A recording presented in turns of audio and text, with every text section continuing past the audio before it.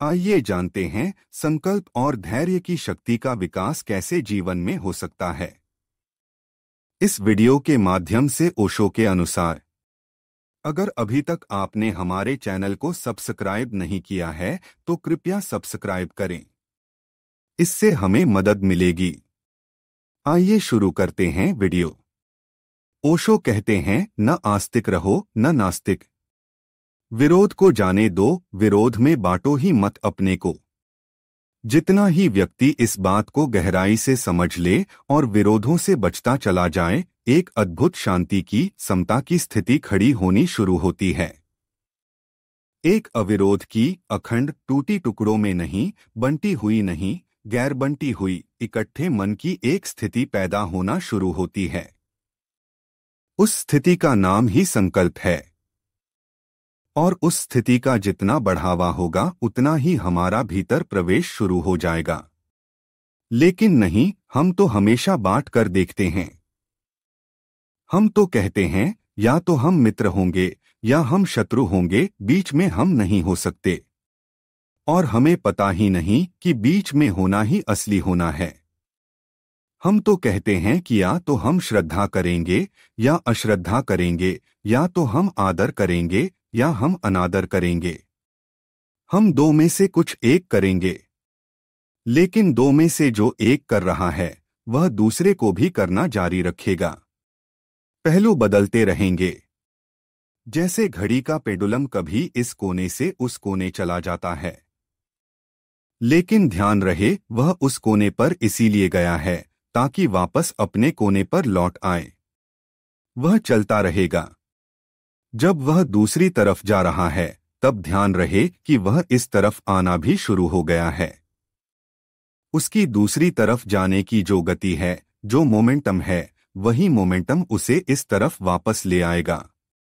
इसलिए जो ठीक से जीवन को जानते हैं, जब उनसे कोई कहता है मैं आपका मित्र हूं, तब भी हंसते हैं। जब उनसे कोई कहता है मैं आपका शत्रु हूं, तब भी हंसते हैं। जो जीवन को जानते हैं, जब कोई उनके चरणों में सिर रखे तब भी हंसते हैं, और जब कोई उनके सिर पर जूता फेंक दे तब भी हंसते हैं। क्योंकि यह पेंडुलम है जो आदमी का चलता है। इस पेंडुलम का कोई बहुत अर्थ नहीं है। लेकिन हंसी इस बात पर आती है कि उस घूमते पेंडुलम में आदमी को पता नहीं चलता कि वह क्या कर रहा है, सिर्फ घूम रहा है। चित्त की एकाग्र, चित्त की एक, चित्त की समग्र, चित्त की इकट्ठी दशा का नाम संकल्प है। और उस संकल्प की दशा में जो भी होता है वह मंदिर में प्रवेश करा देता है। संकल्प को अगर ठीक से समझें तो वह की है, वह चाबी है जिससे वह चक्र खुल जाएगा जिसको मैं ब्रह्मा चक्र कह रहा हूं। लेकिन संकल्प की कुंजी हमारे पास नहीं है। बिल्कुल नहीं है हमारे पास संकल्प की कुंजी। मैंने सुना है एक बहुत प्राचीन कुलीन परिवार में एक छोटा बेटा शिक्षा के लिए बाहर जाने को है। उसकी उम्र सिर्फ 7 वर्ष है। उसका बाप उससे कहता है कि हमारे घर से आज तक जो भी आदमी पढ़ने गया है वह कभी बिना पूरी शिक्षा किए हुए वापस नहीं लौटा। और हमारे घर का यह रिवाज और यह संस्कार रहा है कि छोटे से बच्चे को भी जब हम घर से विदा करते हैं शिक्षा के लिए गुरुकुल जाने को, तो बच्चा पीछे लौट लौट कर नहीं देखता। क्योंकि पीछे लौट लौट कर देखने के हम बहुत दुश्मन हैं। हम जब घर से किसी को विदा करते हैं बच्चे को शिक्षा के लिए, जब मेरे बाप ने मुझे विदा किया था तो उसने कहा था आंख में आंसू न आए। क्योंकि आंख में अगर आंसू आए तो फिर यह घर तेरा नहीं है, फिर लौटना नहीं हो सकेगा। हम रोते आदमियों को घर में प्रवेश नहीं देते। यही मैं तुझसे कहता हूं कि कल सुबह 4 बजे तुझे भेजा जाएगा गुरुकुल। एक नौकर तुझे घोड़े पर बिठाकर छोड़ने जाएगा। 1 मील दूर पर मोड़ आता है, वहां तक तुझे घर दिखाई पड़ेगा, लेकिन लौटकर पीछे मत देखना। हम छत पर खड़े हुए देखेंगे कि तूने पीछे लौटकर तो नहीं देखा। क्योंकि पीछे लौटकर देखने वाले व्यक्ति का कोई भरोसा नहीं। पीछे लौटकर देखना ही मत। 7 वर्ष का छोटा बच्चा। वह बहुत घबराया। उसकी माँ ने उसे रात कहा कि घबराओ मत, यही सदा होता रहा है। और एक बार हमने ऐसा सुना है कि किसी ने पीछे लौटकर देख लिया था, फिर यह घर उसका नहीं रहा। पीछे लौटकर मत देखना। वह 7 वर्ष का बच्चा रात भर सो नहीं सका कि माँ बाप को पीछे लौटकर नहीं देखेगा, अपने घर को लौटकर नहीं देखेगा। आंख में आंसू नहीं लाने हैं, पीछे लौटकर नहीं देखना है। 7 वर्ष के बच्चे से ऐसी आशा। हम कहेंगे बड़े कठोर थे वे लोग, बड़े दुष्ट थे। हम होते तो लाड़ प्यार करते, चॉकलेट खिलाते, रोते खुद भी, उसको भी रुलाते और बड़ा प्रेम जाहिर करते। प्रेम नहीं है यह उस बच्चे के व्यक्तित्व से संकल्प को नष्ट करना है। आज तो सारी दुनिया में यही ख्याल है। सारी दुनिया में यही ख्याल है कि बच्चे के आगे पीछे नाचो कूदो। बच्चे से ज्यादा बचकाना तुम अपनी हालत दिखाओ। ऐसे बच्चे के भीतर कभी भी वह ठोस कोई चीज खड़ी नहीं हो पाती जो खड़ी होनी चाहिए। रीढ़ नहीं बन पाती उसकी आत्मा में। वह बच्चा 4 बजे विदा हुआ। 4 बजे उसकी माँ और उसके पिता भी उसको द्वार पर छोड़ने नहीं आए हैं। बड़े कठोर लोग रहे होंगे, बड़े दुष्ट। उस बच्चे को घोड़े पर बिठाल दिया गया है। 4 बजे की अंधेरी रात, सन्नाटा, सुबह की ठंडी हवाएं। नौकर जो उसके साथ है वह कहता है, बेटे पीछे लौटकर मत देखना। पीछे लौटने की मनाही है देखने की। अब तुम छोटे नहीं हो, हम तुमसे बड़ी आशाएं करते हैं। और जो पीछे लौटकर देखता है उससे क्या आशा की जा सकती है।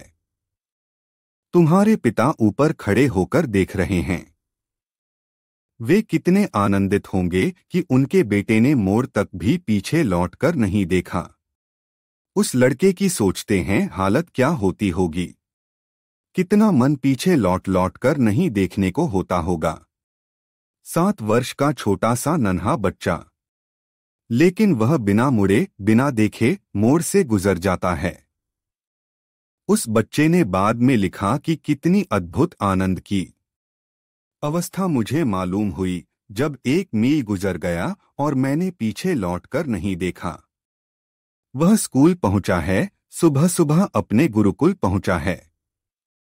उस गुरुकुल का जो भिक्षु है, जो उसे दीक्षा देगा, वह उसको दरवाजे पर मिलता है और कहता है कि प्रवेश के नियम हैं, हर कोई प्रविष्ट नहीं हो जाता।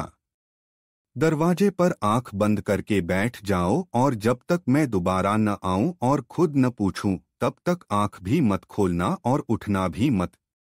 और अगर तुमने बीच में आंख खोल दी और तुम भीतर आ गए या तुमने आसपास देख लिया तो तुम्हें वापस घोड़े पर लौटा दिया जाएगा। तुम्हारा नौकर बाहर प्रतीक्षा कर रहा है। और ध्यान रहे, तुम जिस घर से आते हो उस घर का कोई बच्चा कभी वापस लौटकर नहीं गया है। और यह प्रवेश परीक्षा है। 7 वर्ष के छोटे से बच्चे को द्वार पर बिठा दिया है। कोई पूछता नहीं उससे कि तुम्हारी माँ दुखी होती होगी, आओ बेटे तुम्हारा इंतजाम करें। उसको कोई पूछता नहीं।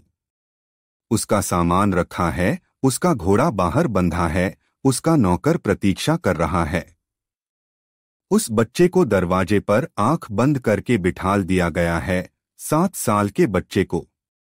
वे शिक्षक भी बड़े कठोर और क्रूर रहे होंगे, लेकिन जो जानते हैं कि उन माँ बाप और उन शिक्षकों से दयावान और कोई भी नहीं था।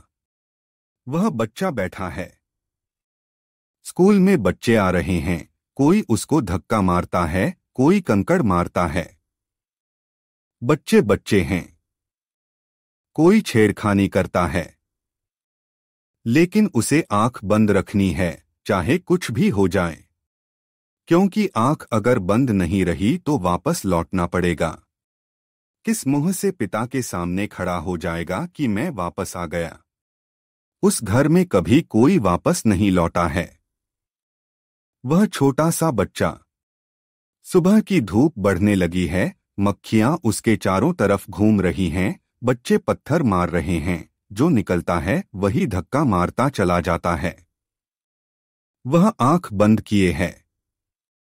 भूख जोर की लग रही है, प्यास लग रही है, लेकिन न आंख खोलनी है न उठना है। दोपहर हो गई, सूरज ऊपर आ गया, सिर पर छा गया। पता नहीं क्या हो रहा है। कोई आता नहीं, कोई बोलता नहीं। वह आंख बंद किए बैठा है। उसने आंख नहीं खोली, झपक कर भी आंख नहीं देखी। सूरज ढलने के करीब आ गया, सांझ आ गई, वह भूख से तड़पा जा रहा है। वह गुरु और 10-15 और भिक्षु आते हैं, उसे उठा लेते हैं और कहते हैं, तू प्रवेश परीक्षा में उत्तीर्ण हो गया। तेरे पास संकल्प है। अब आगे कुछ हो सकता है। तू भीतर आ। वह युवक हो गया बाद में। तब उसने लिखा कि आज मैं याद करता हूं उनकी जो इतने कठोर मालूम पड़े थे, आज जानता हूं उनकी करुणा अद्भुत थी। हमारी करुणा बहुत अद्भुत है। और हमारी करुणा सब लोचपोच कर देती है, सब इम्पोर्टेंट कर देती है। और हम दूसरे के प्रति भी ऐसे ढीले हैं और अपने प्रति भी ऐसे ही ढीले हैं। ऐसे संकल्प पैदा नहीं हो जाता। संकल्प पैदा होने का अर्थ है कुछ करना पड़ेगा, कुछ दांव लेने पड़ेंगे, कुछ निर्णय करना पड़ेगा, कहीं रुकना पड़ेगा, कहीं ठहरना पड़ेगा। उस दबाव में ही वह संकल्प जागता है। अब इधर मैं ध्यान करने के लिए कहता हूं। 15 मिनट इतने मुश्किल हो जाते हैं कि मुझे 10 मिनट में मुझे ही खत्म कर देना पड़ता है। 15 मिनट नहीं बैठते आप, इस ख्याल में मत रहना। वह 10 मिनट में ही आपकी हालत देखकर खत्म कर देना पड़ता है। 15 मिनट में कितनी दफा आंख खोल कर देख लेते हैं, पता है आपको? संकल्प ऐसे जन्मेगा। 15 मिनट आदमी आंख बंद करके नहीं बैठ सकता। 15 मिनट आंख बंद करके बैठना मुश्किल है। पड़ोस में किसी की देखने की इच्छा होती है कि वहां क्या हो रहा है, पीछे क्या हो रहा है। कोई की श्वास जोर से चल रही है, उसको क्या हो रहा है। सबको क्या हो रहा है, यह फिक्र है आपको। और इसकी जरा भी फिक्र नहीं है कि 15 मिनट आप आंख बंद करके नहीं बैठ पा रहे हैं, यह क्या हो रहा है। कोई चिंता नहीं है इसकी। हमें कोई फिक्र ही नहीं है कि हमारे पास कोई संकल्प जैसी स्थिति नहीं रह गई है। पाम्पेई में विस्फोट हुआ ज्वालामुखी का और पाम्पेई का पूरा नगर जल गया। एक सिपाही जो चौरस्ते पर खड़ा था रात पहरा देने को, सुबह 6 बजे उसकी ड्यूटी बदलेगी, दूसरा सिपाही सुबह 6 बजे आकर उसकी जगह खड़ा होगा। सारा पाम्पेई भाग रहा है। रात के 2 बजे ज्वालामुखी फूट गया, सारा पाम्पेई कंप रहा है। आग उगल रही है, सारा नगर जल रहा है, सारे गांव के लोग भाग रहे हैं। भागते लोग उस सिपाही को कहते हैं, यहां किस लिए खड़े हो? वह कहता है कि सुबह 6 बजे ड्यूटी बदलने का वक्त है, उसके पहले कैसे हट सकता हूं? अरे, लोग कहते हैं पागल हो गए हो, अब ड्यूटी वगैरह का कोई सवाल नहीं है, मर जाओगे। सुबह 6 कभी नहीं बजेंगे, आग लग रही है पूरे गांव में। उसने कहा, वह तो ठीक है, यही तो मौका है, तब पता चलेगा कि मैं सिपाही हूं या नहीं। 6 बजे के पहले कैसे हट सकता हूं? 6 बजे तक जिंदा रहा तो ड्यूटी संभाल दूंगा, 6 बजे तक जिंदा नहीं रहा तो भगवान जाने, फिर मेरा कोई कसूर नहीं है। कहते हैं वह सिपाही उसी जगह खड़ा हुआ जल गया। पाम्पेई का पूरा नगर भाग गया। उन भागे लोगों की स्मृति में कोई मूर्ति नहीं है। उस सिपाही की मूर्ति बनानी पड़ी उस जगह।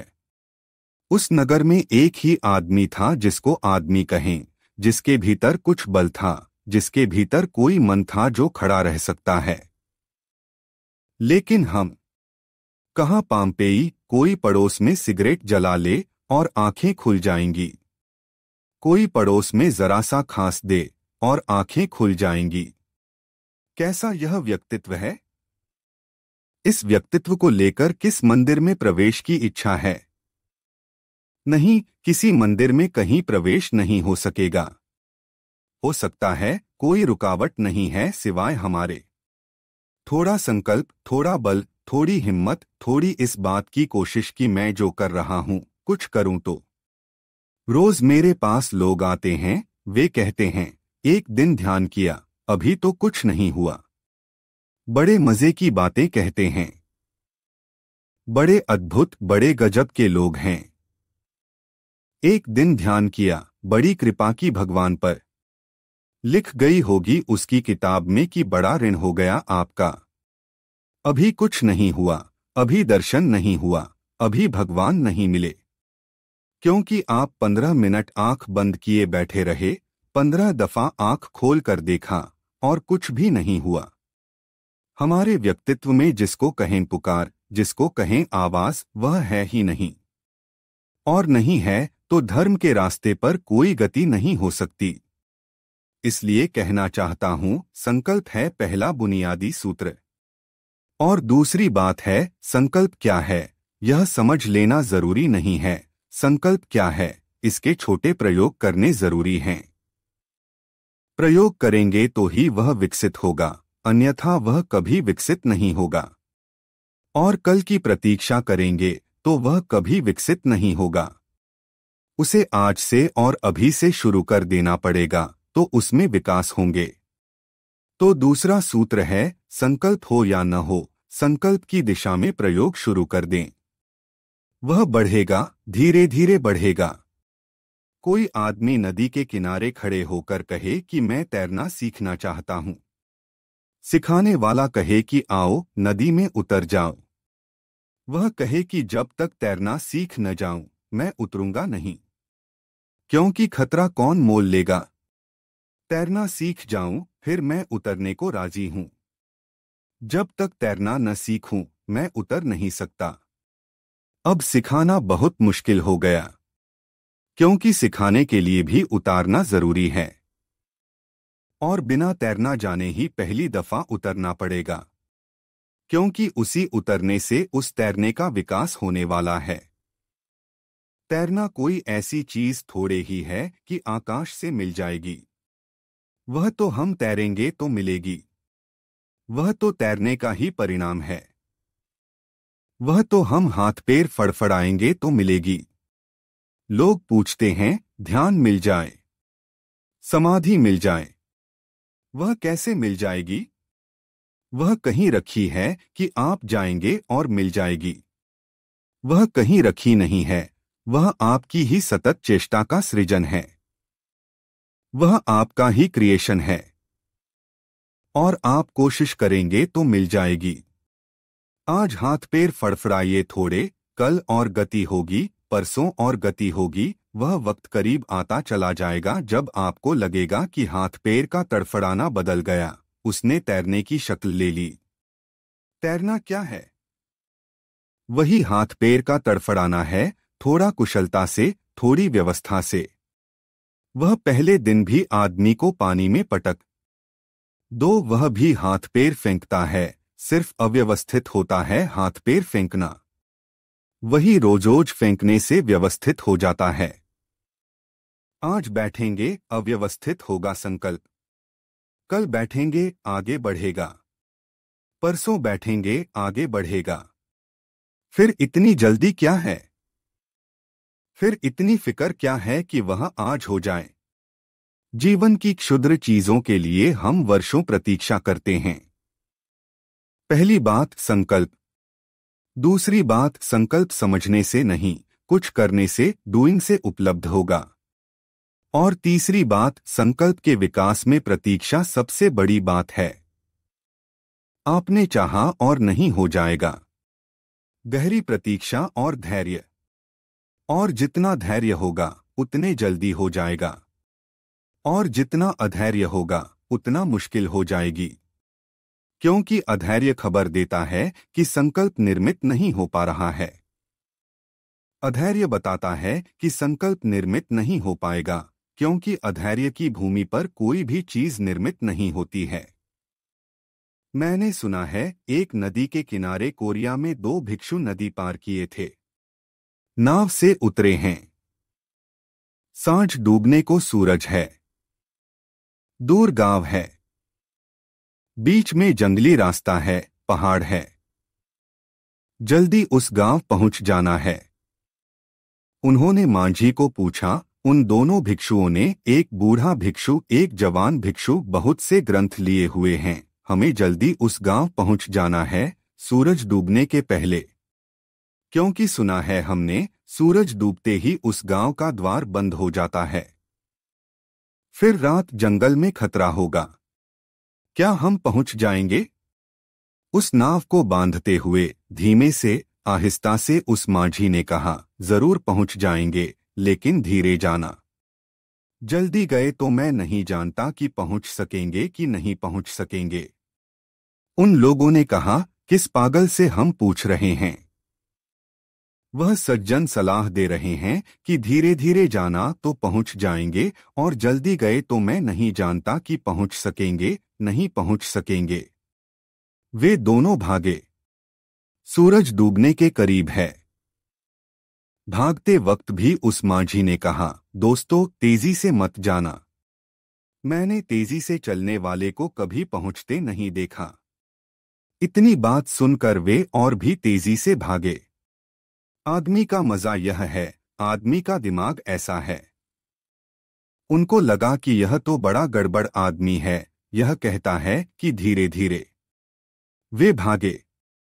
थोड़ी दूर पर ही सूरज ढलने के करीब है, अंधेरा घिरने लगा। बूढ़ा आदमी है, एक भिक्षु, वह गिर पड़ा एक चट्टान पर, दोनों घुटने टूट गए, ग्रंथ के पन्ने बिखर गए, हवाओं ने ग्रंथ के पन्ने उड़ा दिए।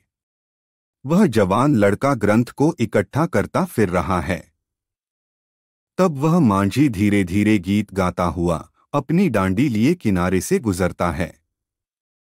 कहता है, अरे वही हुआ जो मैंने कहा था। इतना अधैर्य क्या था?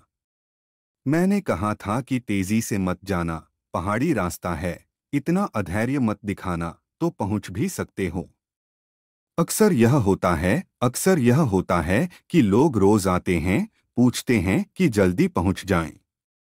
उनको मैं कहता हूं, नहीं मानते, गिर जाते हैं। उस बूढ़े भिक्षु ने कहा, उस वक्त हमें ख्याल नहीं आया।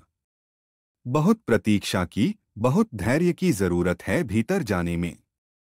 अनंत प्रतीक्षा की जरूरत है, क्योंकि अनंत की खोज है यह कोई दो कौड़ी की चीज नहीं है कि हम बाजार में गए और खरीदिए, दौड़े और मिल गई।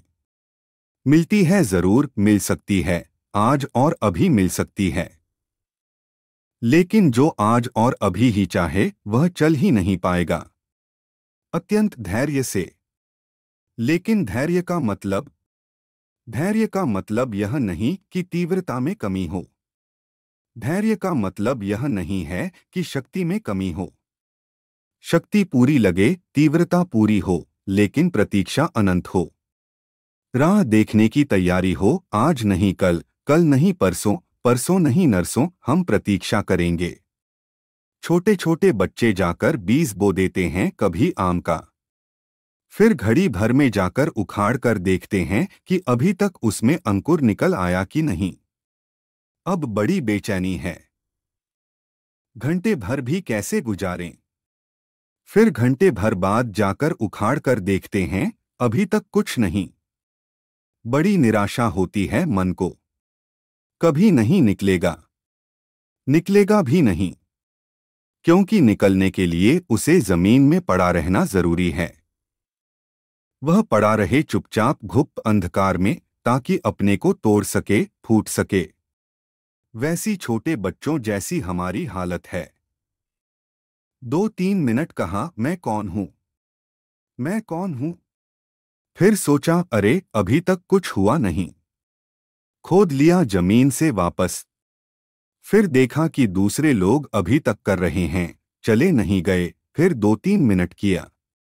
फिर सोचा, अरे अभी तक हो नहीं रहा, बड़ी देर लग रही है। तो फिर नहीं होगा, नहीं हो सकता है।